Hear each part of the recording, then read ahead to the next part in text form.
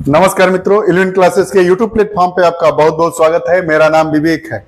चुनावी फंडिंग के बारे में आज हम बात करेंगे। इलेक्टोरल बॉन्ड्स क्या होते हैं, कैसे जारी किए जाते हैं, कितने रुपए के ये बॉन्ड जो है वो जारी किए जा सकते हैं, कौन सा बैंक जारी किया जा सकता है, इसको जारी करने के पीछे निहितार्थ क्या है। इस पर अभी 3-4 दिनों पहले केंद्र सरकार ने यह बयान दिया था कि जो इलेक्टोरल बॉन्ड्स है, मतलब चुनावी पैसा कहां से आता है पार्टियों के पास, उसका सोर्स क्या है, इसको जनता को जानने का कोई अधिकार नहीं है। केंद्र सरकार द्वारा यह दिया गया बयान था, इसलिए यह सुर्खियों में है। इस पर आइए हम बात करते हैं कि यह कैसे जारी किया जाता है, कब यह प्रारंभ हुआ, इसकी प्रक्रिया क्या है, इन तमाम चीजों को। तो आज का हमारा टॉपिक है सियासी फंडिंग का सीक्रेट जरिया चुनावी बॉन्ड क्या है और कैसे काम करता है आते हैं। और आज की इस कक्षा की क्या रूपरेखा होगी उसके बारे में हम बात कर लेते हैं। क्या और कैसे काम करता है चुनावी बॉन्ड, इलेक्टोरल बॉन्ड, हालिया खबर क्या है चुनावी बॉन्ड की व्यवस्था, चुनावी बॉन्ड व्यवस्था के फायदे क्या है, और इस चुनावी बॉन्ड व्यवस्था जो है इसकी आलोचना किन किन बिंदुओं को लेकर हुई, क्यों हुई, इस पर पारदर्शिता की कमी पाई गई या क्या क्या कौन से वो बिंदु थे जिन पर इनकी आलोचना की गई। आइए बात करते हैं एक एक करके सभी बिंदु। बॉन्ड की व्यवस्था, इलेक्टोरल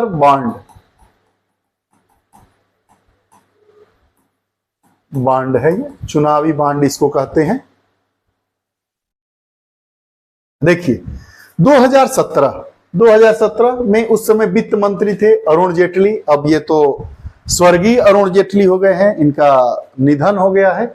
इनके द्वारा यह चुनावी बॉन्ड की योजना तैयार की गई थी। इस योजना की घोषणा की गई थी वर्ष 2017 में। राजनीतिक दलों को कैश की जरूरत पड़ती है, कैश के जरिए उनको चंदा दिया जाता है। पारदर्शिता की कमी आ गई, काले धन का काफी इस्तेमाल होने लगा था इसमें, इसलिए यह महसूस किया गया कि एक इस तरह की व्यवस्था की जाए जिसका नाम चुनावी बॉन्ड दिया गया। वर्ष 2017 के बजट में धन विधेयक के तौर पर चुनावी बॉन्ड को पेश किया गया। जो धन विधेयक है, धन विधेयक मतलब पैसे से संबंधित विधेयक लोकसभा में पारित होता है। लोकसभा अध्यक्ष डिसाइड करता है कि कौन सा विधेयक धन विधेयक है या वित्त विधेयक है। धन विधेयक और वित्त विधेयक दोनों में मूलभूत अंतर है, आज उसके बारे में हम बात नहीं करेंगे, लेकिन हम जानेंगे कि जो बजट हमारा 2017 का आया था उसमें जो चुनावी बॉन्ड है उसको धन विधेयक के तौर पर पेश किया गया और दो बदलाव किए गए। दो बदलाव क्या क्या किया गया, एक 2000 रुपए तक कैश चंदा ले सकते हैं, लेकिन अगर 2000 रुपए से ज्यादा अगर किसी को आप चंदा दे रहे हैं तो वो कैश नहीं ले सकते हैं। इससे अधिक भुगतान केवल इलेक्ट्रॉनिक माध्यम से अर्थात चुनावी बॉन्ड के प्रणाली के द्वारा ही किया जा सकता है।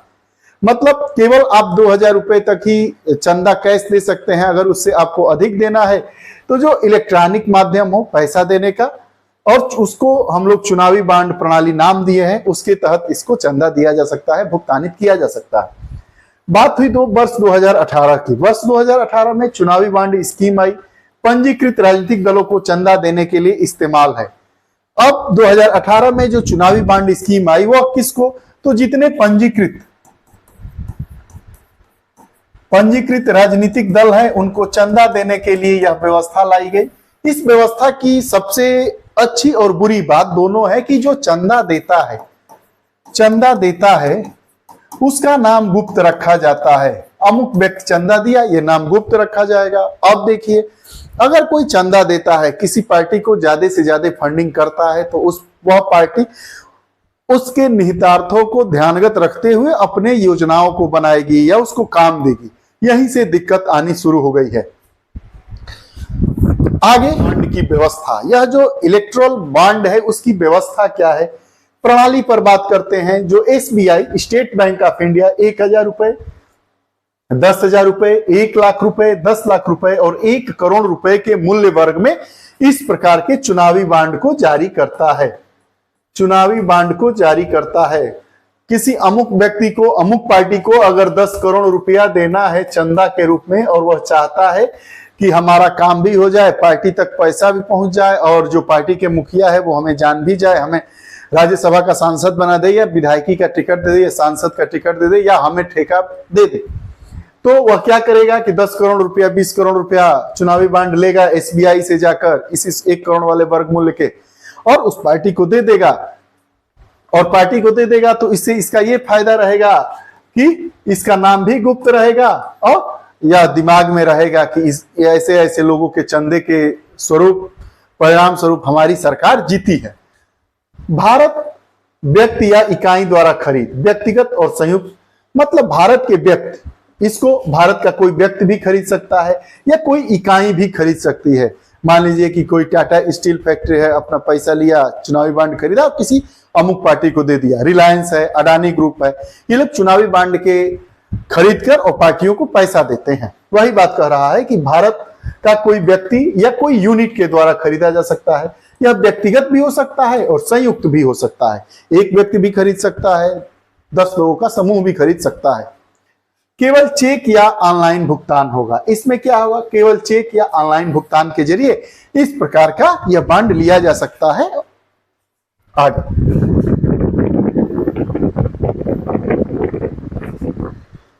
यह जो चुनावी बांड है, यह पसंदीदा पार्टी को यह अपना बांड आदमी दे देता है। 1 करोड़ रुपया है, हमारी पसंदीदा कोई पार्टी है, मैंने उसको दे दिया। तो जिसकी जो पसंदीदा पार्टी होगी, चाहे किसी इकाई की होगी या व्यक्तिगत रूप से होगी या संयुक्त रूप से होगी, बांड दे दिया गया। 15 कैलेंडर दिनों के लिए वैध है।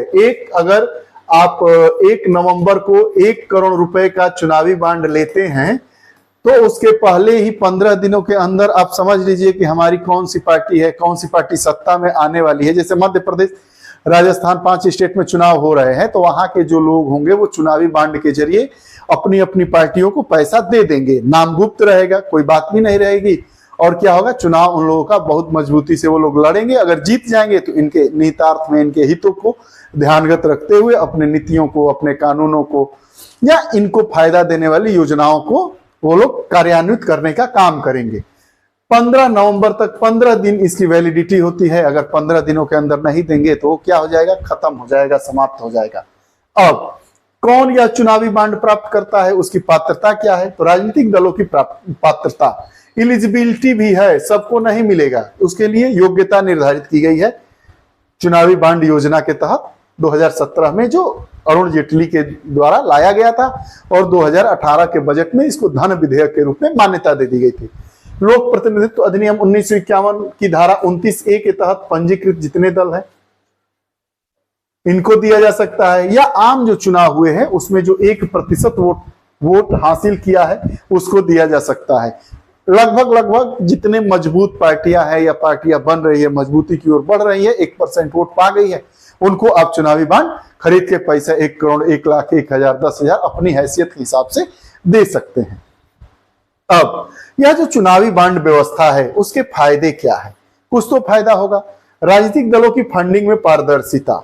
अब देखिए कैसे फंडिंग में पारदर्शिता हो जाएगी। राजनीतिक पार्टियां एक दूसरे को बताएंगी कि हमारी फंडिंग में पारदर्शिता है। अभी केंद्र सरकार ने कहा है कि जो पार्टियों को पैसा मिलता है उसका सोर्स जानने का अधिकार किसको नहीं है? जनता को नहीं है, भारतीय लोगों को नहीं है कि इस पार्टी के पास 50,000 करोड़ रुपया कहां से आया, इसके पास 2.5 लाख करोड़ कहां से आया, इसके पास 5,000 करोड़ रुपया कहां से आया। यह आम जनता नहीं जान सकती है। क्यों नहीं जान सकती है? क्योंकि ये हमारा जो चुनावी बांड का जो नियम लागू किया गया है उसमें यह कहा गया है कि पार्टियों को चंदा कहां से आता है, उसका सोर्स क्या है, यह गुप्त रखा जाएगा, उनका नाम गुप्त रखा जाएगा। दान उपयोग का खुलासा करने में जवाबदेही होगी। नगद लेन देन को हतोत्साहित करना और दाता गुमनामी का संरक्षण।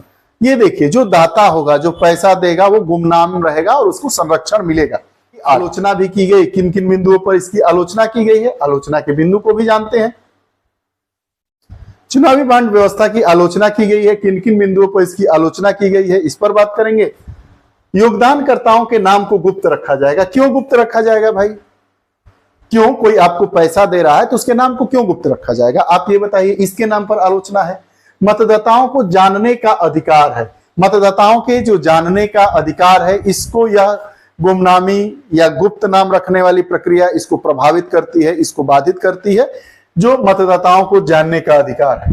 हमारा अनुच्छेद 19 क्या कहता है कि अभिव्यक्ति की स्वतंत्रता के अधिकार का हिस्सा है। अभिव्यक्ति की स्वतंत्रता का अधिकार का हिस्सा है सरकार को दानकर्ताओं के डेटा तक पहुंच, दान की कोई लिमिट नहीं है, कई करोड़ भी दे सकते हैं।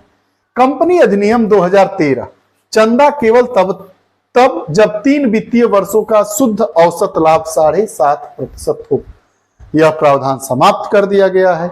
सेल कंपनियों के जरिए राजनीतिक फंडिंग में काले धन के इस्तेमाल की चिंता है कि जो ये सेल कंपनियां हैं राजनीतिक दलों में फंडिंग करेगी और काले धन का इस्तेमाल करेगी, यह रही चिंता की बात। सियासी फंडिंग, चुनावी बांड के तहत आप SBI या बांड जारी करता है, 1000 रुपए से लेके 1 करोड़ रुपए तक के बांड जारी किए जाते हैं। आप दे सकते हैं, आपका नाम गुप्त रहेगा, आपके सब काम होते रहेंगे सरकार में। आप देख ही रहे हैं, होता ही है। भारत विविधताओं भरा देश है, एक तरफ अमीर और एक तरफ गरीब, क्या बताना है। यह रही चुनावी बांड से संबंधित हमारी कक्षा, कुछ जानकारियां। आपको यह कक्षा और जानकारियां कैसी लगती है कृपया कमेंट बॉक्स में अपने विचार जरूर दीजिएगा। फिर नई कक्षा के साथ उपस्थित होंगे, तब तक के लिए बहुत बहुत धन्यवाद। नमस्कार।